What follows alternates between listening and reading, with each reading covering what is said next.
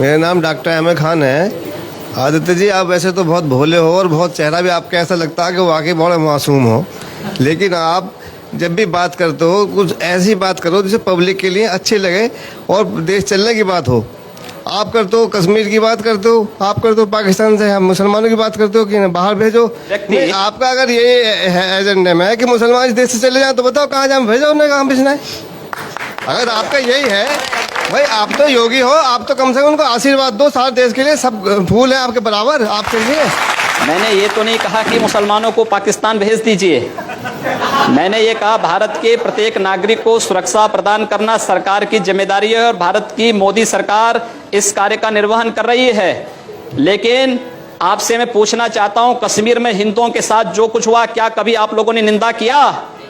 क्या अपने जुमे की नमाज में इन बातों को आप लोगों ने कभी खंडन किया कि कश्मीर के हिंदुओं पर जो अत्याचार हुआ है उसका निंदा करते हैं? मेरी आपत्ति है, आपने भी कहा, मेरी आपत्ति है। अभी आपने कहा आप लोगों ने इससे क्या तात्पर्य है? क्यों नहीं खंडन किया इन्होंने? नहीं, इससे क्या तात्पर्य है? इन सब से जो ये प्रश्न पूछ रहे हैं, इन सब से मेरा तात्पर्य है कि इन लोगों ने आखिर इस बात का खंडन कभी क्यों नहीं किया कि कश्मीर में जो कुछ हिंदुओं के साथ हुआ वो गलत हुआ है? खंडन करें ये लोग भी उसका। ऐसे लोगों को कंडम किया जाना चाहिए जो देश के अंदर जाति और मजहब के आधार पर भावनाएं भड़का करके समाज को बांट रहे हैं और देश को कमजोर कर रहे हैं। मैं आपके चरणों में पहले तो कोटि कोटि नमन करता हूं। सर, मैं आपसे सिर्फ ये पूछना चाहता हूं, आपकी सरकार जो आई थी वो पाकिस्तान का एक मारे, अगर उसने हमारा इंडिया का एक मारा हम उनके 100 मारेंगे। जिस दिन से सरकार बनी है उस दिन से कश्मीर में डेली पंगे हो रहे हैं। चीन हमें डांट रहा है, क्या ना श्रीलंका हमें डांट रहा है। दूसरी बात, पहलू जो हमारे सवाल का ये है कि आप अभी कह रहे हैं जो संप्रदाय के लोगों ने जेल भेजना चाहिए, तो सबसे पहले आपको जाना चाहिए। आज सीमा पर पाकिस्तान गोलीबारी करता है तो उसका जवाब मोटारों से भारत की सेना करती है और पाकिस्तान दुनिया के अंदर चिल्लाता भागता फिरता है। ये भारत की मजबूत विदेश नीति को प्रदर्शित करता है और भारत की सुरक्षा को प्रदर्शित करता है। आज चीन भारत की सीमा में घुसने का दुस्साहस नहीं करता है।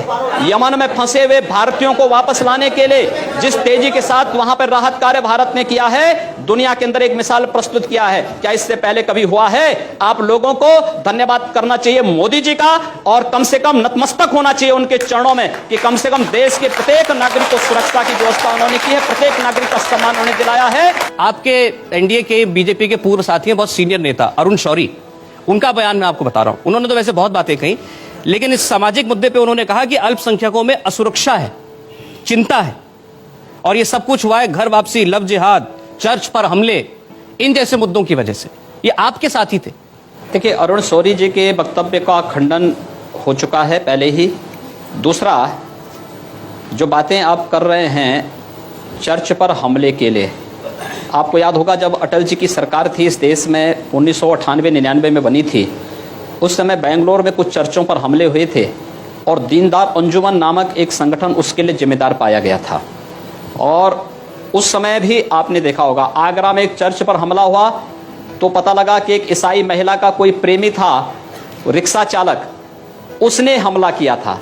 अब उसके लिए आप हिंदू समाज को और सरकार को दोषी ठहराएं तो मुझे लगता है कि स्वयं आप विकास के एजेंडे से स्वयं हट रहे हैं और आम जनता का ध्यान विकास के एजेंडे से भटका रहे हैं। चलिए ठीक, अब आ रहा, अब सवालों पे आ रहा, एक एक करके। मेरा नाम राजेश चौधरी है। नमस्कार जी। और ये सामाजिक सांप्रदायिकता फैलाने का कि योगी जी को जेल जाना चाहिए, मोदी जी को जेल जाना चाहिए, हमारे बीच से एक दर्शक ने कहा था, तो मैं कहना चाहता हूं जो सांप्रदायिकता को सबसे ज्यादा बढ़ावा देते हैं उनका नाम है ओवैसी। तो ओवैसी को भी तो जेल में डालना चाहिए, ओवैसी को भी तो जेल में डालना चाहिए।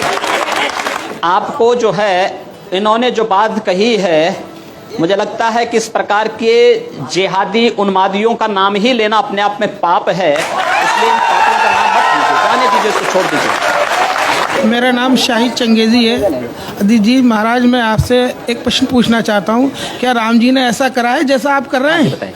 अरे राम जी के आदर्शों पे चल रहे हैं, आपको भी राम जी से आदर्शों के आदर्श राम जी से आपसे ज्यादा प्यार मैं राम जी से करता हूँ, लेकिन इसका मतलब ये नहीं है कि आप जबान करते हैं तो राम मंदिर के निर्माण के लिए सुनिए, राम मंदिर की अगर आप बात कर रहे हैं तो राम मंदिर के लिए राजा मान सिंह उन्होंने अकबर के किले में तो बनवा लिया मंदिर, ये क्यों नहीं बनवा लिया?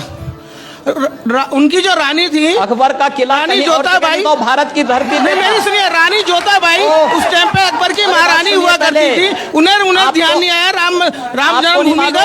आपको ध्यान आ रहा है, उनको ध्यान नहीं आया कि मैं राम मंदिर मुझे भी याद आ रहा है जी। आपको ये भी याद रखना चाहिए कि इस देश में चंद्रगुप्त को भी किसी सेल्यूकस ने अपनी कन्या दी थी और जी। राणा कुंभा को भी किसी मुस्लिम फकीर ने अपनी कन्या दी जी, थी। बिल्कुल दी तो होगी। याद रखना, जी। हिंदू इन सब चीजों को नहीं करता है। अजी मैं ये कह रहा हूँ, करते नहीं, मैं कह रहा हूँ महारानी ने क्यों नहीं राम जन्मभूमि के लिए राजा से कहा राम मंदिर अयोध्या में बनेगा। अरे भाई किले के अंदर उन्होंने मंदिर बनवा लिया। एक प्रश्न बनाइए ना फिर अजीत जी एक बात और सुनिए, मुसलमानों ने यहाँ 700 साल हुकूमत की है। अगर धर्म परिवर्तन का ये जो आप कह रहे हैं तो ये सारे यहाँ मुसलमानों आज के हुकूमत कोई हिंदू करने नहीं वाले होता। हिंदू मुसलमानों ने हमेशा ही प्यार और मोहब्बत से काम लिया है और हम भी उसी में से हैं। हम भी हिंदुओं में से हैं। हम जजिया कर वो नहीं लगाया था, ये जजिया कर किसने लगाया था?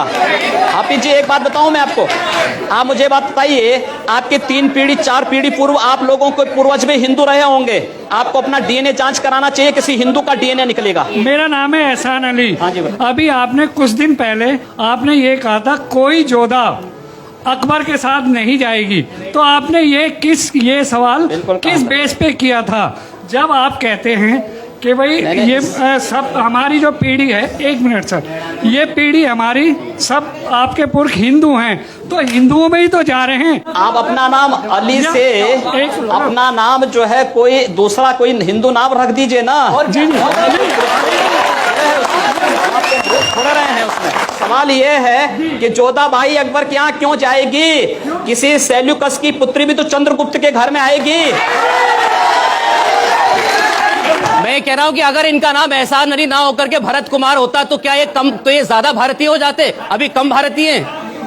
नहीं, हर भारतीय है, भारत के अंदर जन्मा हुआ हर व्यक्ति भारतीय है, लेकिन उसको भारतीय परंपरा, भारतीय राष्ट्रीयता का भी सम्मान करना पड़ेगा और भारत के संविधान के अनुसार चलना पड़ेगा, न कि शरीयत के अनुसार। मैं एक बात नहीं समझ पाता हूं कि भारत की राजनीति में राष्ट्र धर्म की बात करना, राष्ट्रवाद की बात करना विकास के एजेंडे में कहां से बाधक है? विकास राष्ट्रीयता को लेकर के होता है और मुझे लगता है कि सरकार राष्ट्रीयता की उन्हीं पहलों को लेकर के चल रही है, कार्य कर रही है और इसलिए आम जनता के विश्वास की प्रतीक भी बनी है। हम लोगों का जो वक्तव्य है, चाहे वह लव जिहाद का हो, चाहे वह घर वापसी का हो, यह मुद्दा विकास के एजेंडे को में बाधक है, मैं इसका विरोधी हूं। आप जिसको राष्ट्रीयता कह रहे हैं उसको लेकर कई बयान आए, अभी आपने खुद उसमें से कई का जिक्र किया। मेरे पास वो कुछ बयान है, मैं वो सुनाना चाहता हूं और फिर आपसे पूछूंगा कि इसमें राष्ट्रीयता कहां है? जैसे आप राष्ट्रवाद कह रहे हैं, ये कौन से राष्ट्रवाद का प्रतीक है? जरा वो बयान देख लें एक बार। हरजी की पेड़ी जो हरिद्वार की पहचान है, इसकी पवित्रता को बनाए रखने का दायित्व हम सबका है और यहाँ पर गैर हिंदुओं का प्रवेश पूरी तरह बंद होना चाहिए। इस बात को ध्यान अवश्य किया जाना चाहिए, सुरक्षा की दृष्टि से भी, पवित्रता की दृष्टि से भी। ये एक पहला उदाहरण है, यहाँ का बयान था, इसके बाद और है। चलिए पहले इसी की बात कर लेते हैं। 1916 का हरिद्वार नगर पालिका का जो एक्ट है, उस एक्ट में इस बात का प्रावधान किया गया है और ये प्रावधान तब हुआ है जब इस देश में ब्रिटिश गवर्नमेंट थी। उन्होंने हिंदू भावनाओं का सम्मान किया था। वहां पर हरजी की पेड़ी में कोई हिंदू श्रद्धालु पूरी दुनिया के अंदर का आता है और व्यापक आस्था के भाव के साथ आता है। वहां पर वह जूता चप्पल पहन करके नहीं जाता है, वहां की पवित्रता का ख्याल रखता है। लेकिन कोई विधर्मी आकर के वहां अंडा बेचने का कार्य करेगा, अंडा लेकर के जाएगा, चमड़े के जूते लेके जाएगा, आस्थाएं आहत होंगी।